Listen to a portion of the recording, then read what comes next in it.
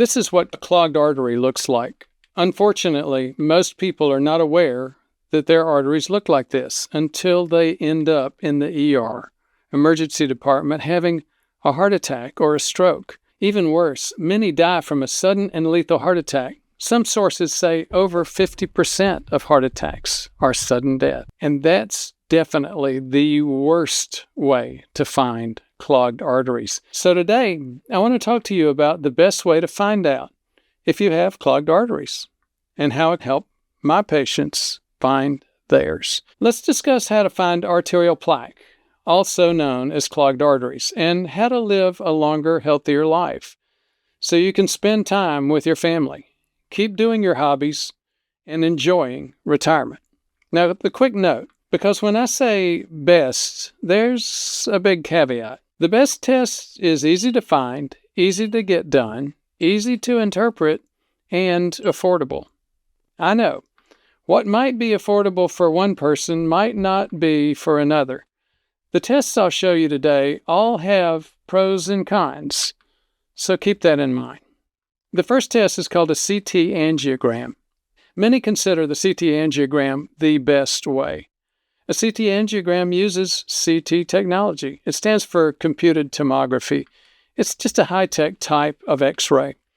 During CT angiogram, a medical specialist will place a thin tube called an IV, which stands for intravenous, line into your arm. You'll be injected with a special dye called contrast. The contrast will flow through your vein and reach the heart, the coronary arteries, the arteries that supply your heart. This produces a good image of your arteries when combined with the CT machine and technology. In most places in the world, the radiologist and the cardiologist will look at those images and tell you if you have obstruction caused by arterial plaque. That's what we call clogged arteries. But there are multiple problems with this approach. One of them is that most cardiologists think like plumbers. They see clogged arteries and they recommend a stent. A stent is a piece of metal designed to open the artery and prevent heart attacks. Now, why does all this happen? Well, there's a fundamental problem in understanding what makes arterial plaque dangerous. Let's go down a quick bunny hole here. Stents don't prevent heart attacks. That's right. You heard me correctly. I said stents don't prevent heart attacks, and there's plenty of evidence that supports this. I'm not saying that stents don't work. They do. And they can unclog arteries, especially when you have an active heart attack. They can be life-saving at that point. Evidence also shows they can decrease chest pain associated with blood flow reduction. That's what we call angina. But if you don't have symptoms, or even if you do, stents give you a false sense of security that you can keep living a poor lifestyle. And that's just not right. It's not a plumbing problem. It's a lifestyle problem. The evidence is clear. 2/3 of heart attacks happen in people who don't even have a 50% blockage. What this means is even small amounts of arterial plaque can cause heart attacks. You don't need to have blockage to have a heart attack, just a small amount of plaque. And even if plaque is blocking the blood flow, up to 17% of people who get a stent can have a heart attack within the following year. So it's not just the blockage, it's something else. That's the problem behind cardiologists thinking like plumbers. They miss the root cause of heart attacks, and it's not cholesterol. It's not the plaque itself, it's metabolic disease. It's cardiovascular inflammation. More on that in my video. I'll leave a link in the end. Let's go back to the CT angiogram. In most countries, when you get a CT angiogram, the cardiologist sees blockage, recommends a stent, you get a stent, and if you don't change your lifestyle, you may still have a heart attack. Don't get me wrong. If you've been offered a stent and you want to do it for peace of mind and save some time for a lifestyle change, go for it. Just don't neglect the metabolic disease and the lifestyle change. Don't rely on stents or medications to prevent a heart attack or stroke. So what's the point of finding clogged arteries? Well, there's a benefit to doing it because you can identify your risk. In my practice, I don't focus on blockage alone like cardiologists do. I look at the type of arterial plaque that you might have. There are 3 types of plaque: soft plaque, calcified plaque, and mixed plaque. Each type of plaque results in a different level of risk. The most dangerous one, by far, is soft plaque. This is the plaque that you start building up as you age. You get exposed to junk food, lack of exercise, cigarettes, alcohol, or other diseases like high blood pressure, high triglycerides, and especially high glucose and insulin levels. Many of you will recognize that these last 4 are all due to insulin resistance, prediabetes. The inner layer of your artery wall gets inflamed. It means you start recruiting immune cells that are supposed to defend your artery. Instead, they start attacking what's inside there, the plaque. One thing that's inside there is cholesterol. But when dealing with inflammation, some cholesterol, when crossing through the artery wall, gets attacked and oxidized by the immune cells, inflaming the plaque. Inflammation is like goo or snot, liquid pus. In the intima, the layer of the artery wall, in contact with the bloodstream, you get a rupture. That gooey liquid filters into the bloodstream and it triggers a clot. And that is what causes heart attacks and stroke. If that clot's big enough and it goes to the heart, it's a heart attack. If it's big enough and it goes to the brain, it's a stroke. CTA or CT angiogram is one of the best ways to see this type of plaque. It's called low-density, non-calcified plaque. And if it's present in 4% or more of your vessel diameter, that's considered high-risk plaque. But our body is smart, and it will work to heal the plaque. Now, we must support our bodies in doing this work. Lifestyle is the key factor here. It might sound repetitive, but it's the truth, and so many people want to avoid it. Now let's talk about calcium for a minute. Calcium is clearly a marker of plaque progression, and for some people, plaque stability. For those eating a low-carb diet, exercising regularly, sleeping well, and avoiding stress and environmental toxins like plastics, the chances are that you are calcifying that artery for stability. You see, in arterial plaque, you have 2 key components, a core and a cap. That cap is made out of smooth muscle cells. Having a thick, fibrous cap is good.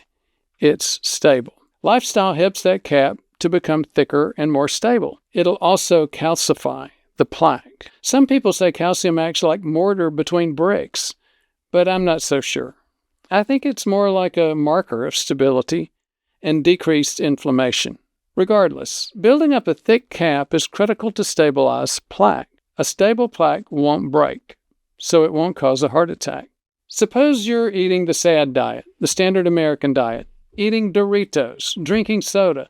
In that case, chances are you're calcifying your artery. Oh, and I forgot, eating cereal. You're calcifying your artery in the wrong way. You're adding more soft plaque and increasing the burden of inflammation, creating a bigger job for your body, more mess for your body to clean up. Your body's building patches of calcium, but it can't keep up. It's creating calcium islands surrounded by liquid pus. That's an unhealthy form of calcification, and this type of plaque usually has a very thin cap. This is a setup for a heart attack.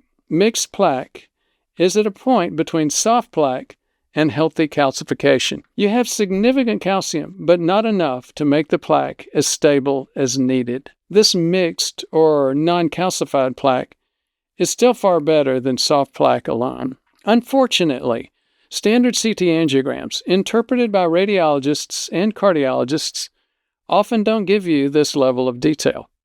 In the U.S., there's a new company called Clearly. It uses artificial intelligence to provide a more detailed description of the different types and amount of arterial plaque. Clearly's stated company purpose is to avoid heart attacks and strokes, to avoid unnecessary stents, and empower the patient to find the right options for their treatment. But not everything is sunshine and rainbows. Getting Clearly AI has its challenges. It's like getting a CT angiogram. That's challenge number one. It can be expensive, and that dye, and having to go to a hospital and taking a few hours. The AI analysis is usually not covered by insurance. It's not cheap. The other downside's having to go to the hospital, the X-ray facility that can do IVs, get the contrast dye, which you might be allergic to, and exposing yourself to some radiation. Additionally, you might need to prepare with a dose of a beta blocker, a medication to slow down your heart rate. That will allow the radiologist to see your heart more clearly, pun intended. Surprisingly, that's still not the worst part. The worst part to getting those results is getting them to a doctor who thinks like a plumber. And despite the report, you can still end up with an unnecessary stent and neglect the necessary lifestyle changes that need to be done. Even with these challenges, I think clearly is the best way to see plaque in your coronary arteries, at least the best way available to the public and the best way to see the anatomy. There are more advanced ways to see coronary plaque, like IVUS, intravenous ultrasound, and OCT, but those are usually more academic. They're not worth discussing right now. I won't take your time. There's one more downside.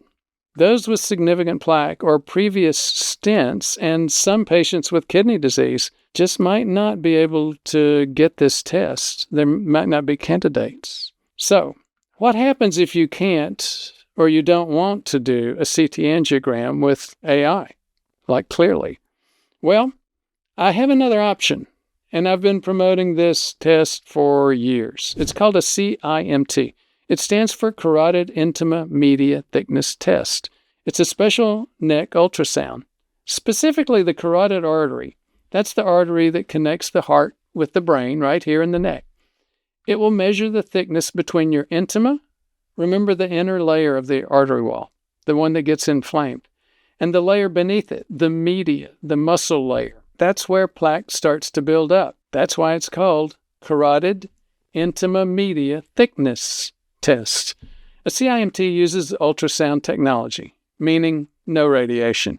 It's a non-invasive test proven in the evidence to predict up to 98% of cardiovascular events.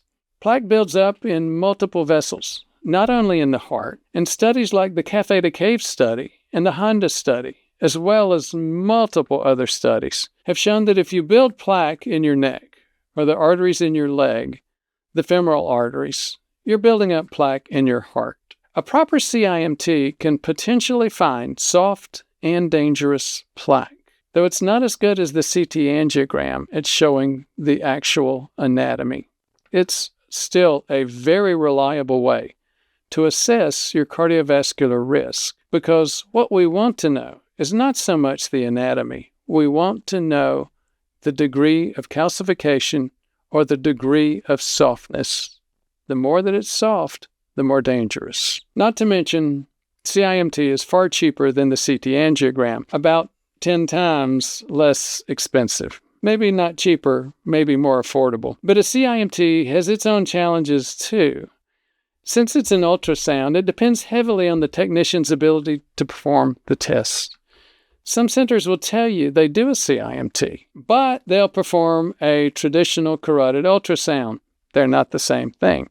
The CIMT has added analysis, added analytics using information technology. A traditional carotid ultrasound might report plaque, but it won't report either the type of plaque or the intima media thickness that we've been talking about. Traditional carotid ultrasounds usually focus on blood flow. It's a blood flow test. Here we find definitely the biggest challenge with a CIMT: finding a good provider. 3 of the best ones in the country are CardioRisk, Carotid Care, and Vasolabs.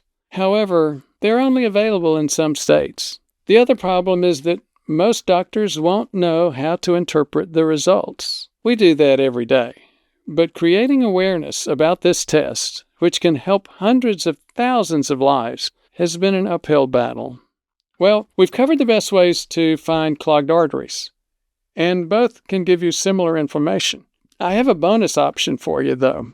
If you can't or won't have a CT angiogram, and you can't get a CIMT, there's also the option of a calcium score. The calcium score is also a CT scan. It's of your chest and coronary arteries, the arteries of your heart. It will show how much calcium you have built up with a lot of accuracy. In general, a higher calcium score is associated with a higher cardiovascular risk for most people. A calcium score of 1 or more means there is calcium in your coronary arteries. That's calcified plaque. Like the other tests, it also has some challenges. You need to be aware of them. First, it involves an insignificant dose of radiation.